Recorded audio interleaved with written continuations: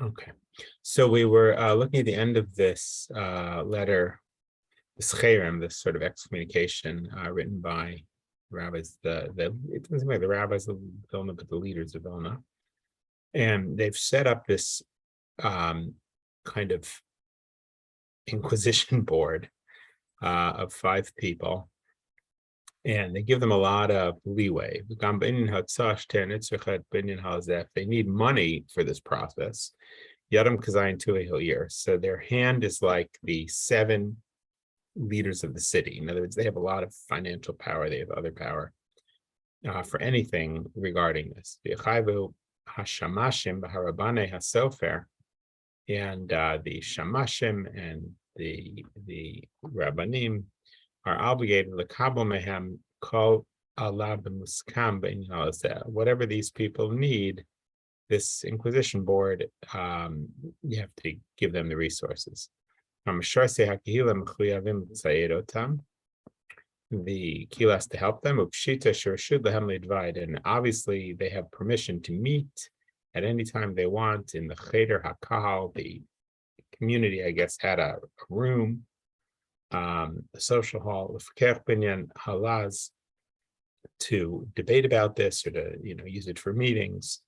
With nothing standing in their way. And as they get precedence over money and space of the community, this obviously was considered a real priority, dealing with this group of Chasidim, this Kali Minion.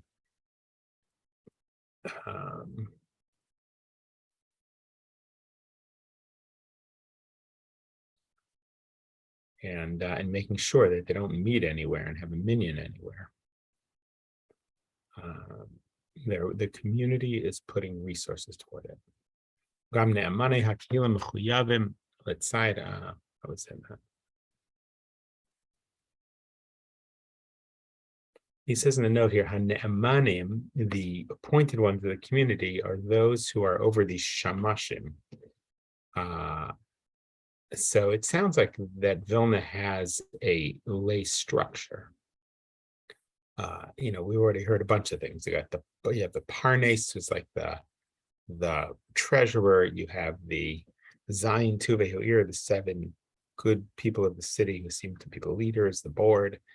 You have the Shamashim, I assume those are the people that work in the shoals. You have people over them. And so everybody has to sort of help this Inquisition board.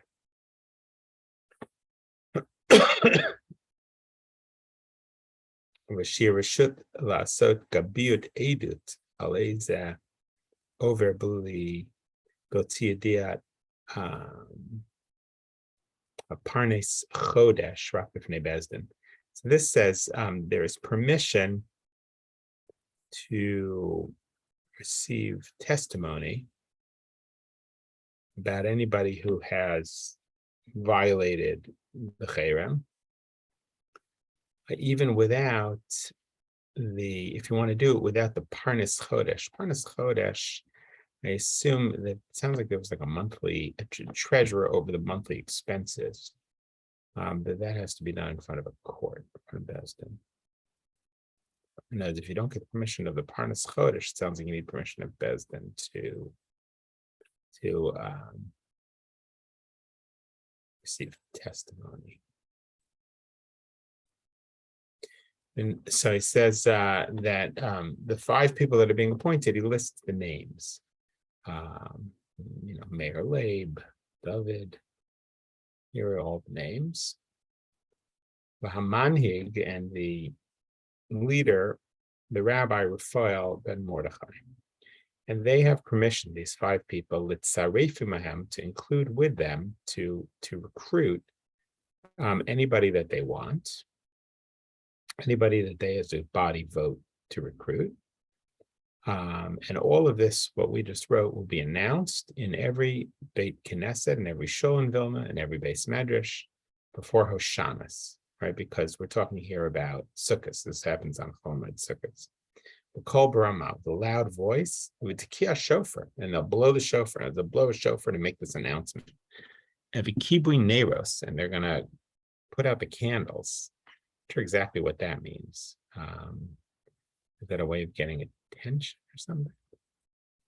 Neiros, putting out candles. Maybe that was a way of showing that something is drastic. And all of this is agreed to by the leadership of the city. And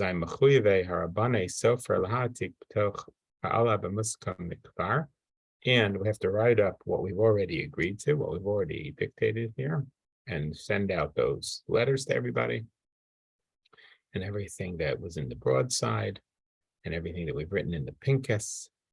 The Sofrim are obligated to write up, and they shouldn't leave out even Kutso Shel Yud, even a Yud, even a little line of a Yud.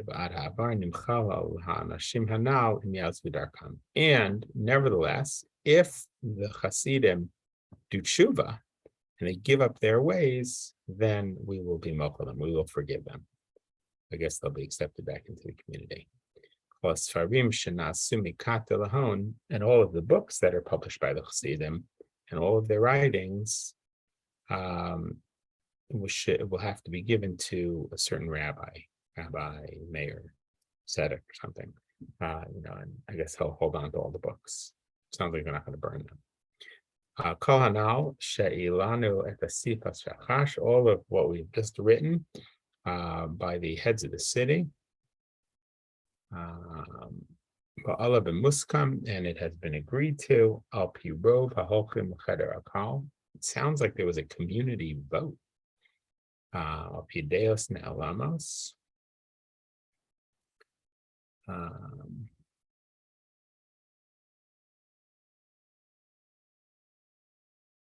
And I'll call Hanal, everybody, the whole community has agreed. I guess not Chasidim, but at least there was a vote of the community on everything before. Yom Chaf Tishrei Taf Kufnan Ches. Then it's signed by, obviously the Vilna is not alive anymore. Is there not rabbis? Is there Shamashim?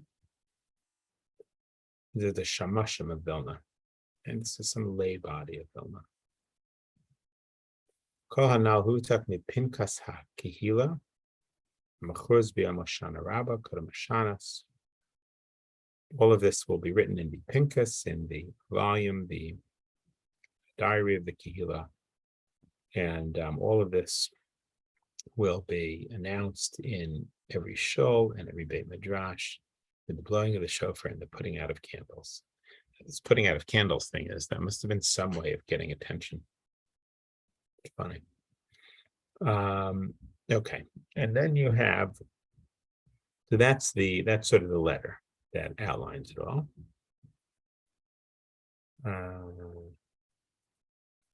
And then we have the Gabayim of the Beit Midrash have agreed to the following. So that's sort of the general letter against Chasidim. But now you'll see it's an interesting thing. Something emerges in the Beit Midrash.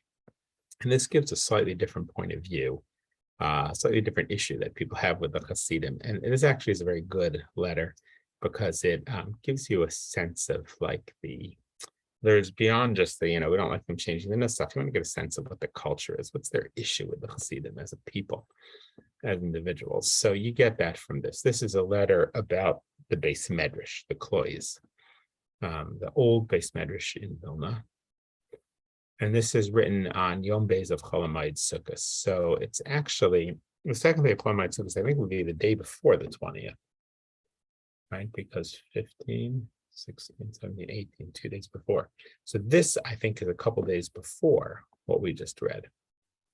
But obviously, they were working on it already. Obviously, this is in the air. And this is just pertaining to the Beit Midrash. This is like a sign up in the Beit Midrash. Oh yeah, Yudaches Tishrei, the 18th of Tishrei. This is the day before. Oh, very interesting. This is before the Vilna Gaon dies, right? So the Vilna Gaon dies on Yud Tes Tishrei. What we just read is written on Chaf Tishrei, the 20th of Tishrei. And so the Vilna Gaon is the 19th of Tishrei. He dies, 1797. On the 20th of Tishrei, they write what we just read. And so obviously that's in response to the death of the Vilna Gaon. A day before that, we have this letter about the Beis Med written by the leaders of the Beit Midrash in Vilna. So we got together, Ha'alafim Hagabaim B'tziruf Shmona Anashim. The leaders of the Beit Midrash got together on this day to look at the issues that are going on in the Beit Midrash. Now, this is a meeting of the leadership of the Beit Midrash. Biyot Sheke'et Nifratz Hagadarim V'Sayagim. Right now, we have a problem in the Beit Midrash that people are breaking other rules. Asher Yistu Lanu Kadmonim, the rules that have been in place from way before, from those who came before us. Who is violating the rules? The Karliner group, right? That is the Chasidim in Vilna. What happens? They get together. It's very interesting. In other words, they're not just hiding out. The Chasidim are getting together in the Beis Medrash to daven. What do? They raise up their voices in prayer. And I guess this is probably a big Beis Medrash. People come, people go. There's little groups, like a minion factory, sort of. You could imagine it. They have a lot of places like this in Brooklyn. So there's people learning in one corner, there's people davening in another corner. Maybe there's a side room. So the Chasidim are making a minyan in the main Beis Medrash in Vilna, but they raise up their voices in prayer. And they change the language of prayer, the order of prayer. It's very interesting. The Chasidim have taken on the nusach of the Ari, which is basically a Sephardi nusach. But the way they put it here is they've changed the nusach in the Beis Medrash, what we usually pray in the Beis Medrash, which is the nusach that the Anshe Knesset Hagadola, right, 2,000 years ago made for us. Their assumption is that the Anshe Knesset Hagadola were Ashkenazim, and that's the true nusach. Of course, everybody thinks that, right? My nusach is the true nusach. And what else did the Chasidim do? Here's the accusation. They're pushing people out of their seats. In other words, they took someone's seat. Asher halizu kaspam lekuba beis medrash gadol. They not only do they take somebody's seats, they took the seats of the big givers who give tzedakah who give a lot of tzedakah to the shul. Kafi shemavur bekisvei shetachat yad kol echad miyachida beis medrash. And we know how much these people give because we have records of it. So this is very interesting. The Chasidim are getting together using a different nusach, which we think they've made up, and they are sitting in people's seats. People who are wealthy people, their seats. Shmona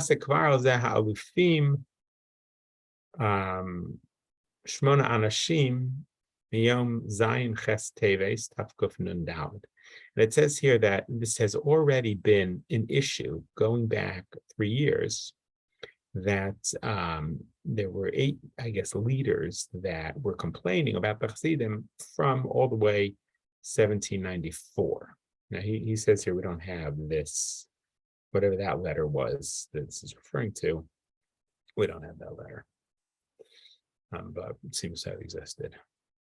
Shechaticha de Isura. And back then, even they made a rule that it is forbidden that nobody can take the place of anybody else. Nobody can sit in anybody else's seat in the Beis Medrash, except with the permission of the Gabayim. Just like we have written in the volume of the Pinkas of the community.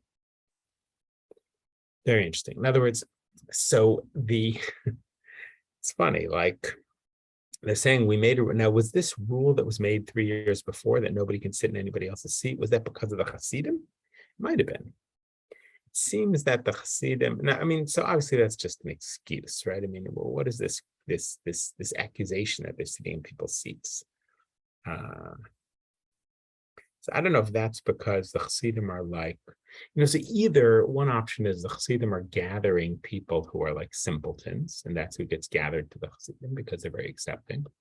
And so those people don't know from anything. They sit wherever they want. They don't know about the hierarchy. or the answer is this happened all the time, and they're just using it as an excuse against Chasidim. It seems that was a big criticism, taking the seat of somebody wealthy. And they're causing the Beis Medrash to lose money. Why? Because we need the donations of the wealthy people. It's so funny, they just write it all out. Because the wealthy people are the ones who are keeping the Beis Medrash going. I'll eat them. We need wood to heat the place. We need candles. We need svarim. We need books and everything else that it costs to run a Beis Medrash. Hayom kulam saru ktaf milin door. Oh, nidivus Beis Medrash. And the wealthy people have come to us and they said, we're not going to give to the Beis Medrash anymore because of the Chasidim sitting in our seats and making a ruckus. Using their own language for prayer. Divrei Torah, and what they've in Torah.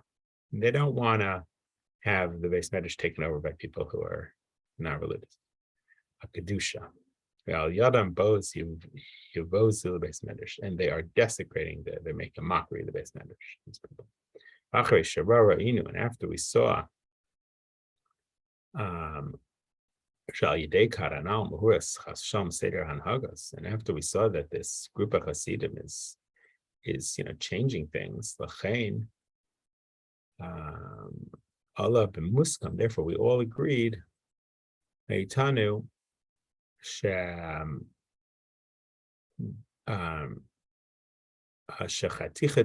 it will be forbidden for that group, the Chasidim. If anybody from the group of the Chasidim doesn't have a claimed seat in the Beis Medrash, they can't daven in the Beis Medrash. So now this is the new decree that even though the Chasidim been davening in the Beis Medrash, now no more. But it's interesting, by the way, that in 25 years before this, you have this cherem in Vilna against the Chasidim. But the Chasidim didn't go away. They're davening in the Beis Medrash 25 years later. That's fascinating. And if they come into the Beis Medrash and they sit, you can swat them away. Don't sell any aliyahs to them. If the aliyahs were all sold, is a kibla Torah and shigadafka? No. Unless they change their ways, they don't get any aliyahs. They can't buy any aliyahs. Probably dafka k'moshias tulana k'nesset gadol, and they have to daven Nasach Ashkenaz because that's what the Anshe Knesset Hagadol, the men of the Great Assembly, said we have to daven, and they can't change the Nasach at all, and they can't raise their voice in prayer. They have to pray like everybody else, like all our brethren, the Jewish people. Kol hanal, all of this is from the Gabayim, and this is the day before that other one, day before the Vilna dies. Fascinating. So I think you see here that the Chasidim, it's not just about the worries of, that they're, hidden Sabbatians. And it's not just that they don't respect the Vilna Gaon. It's that they're making a ruckus. And, again, what is that about? What's going on in the Beis Medrash in Vilna? What do people think, Are these the young people? Are they the people who are simpleton? Are they the people who, and they're sitting in the seats of the wealthy people? Why is that? Why are they doing that? Maybe they just don't, maybe they don't really care about hierarchy as much. But it's fascinating. It's threatening the very fabric of the community because the big donors are upset at these Chasidim. It's very familiar, right? It's like this is politics. This is about who's in charge. Very interesting. You really see it. Really. Lands you down in Vilna 200 years ago. Gives you a sense of all people's concerns and fears. Okay. Be well, everybody. Thank you. Thank you. Good day.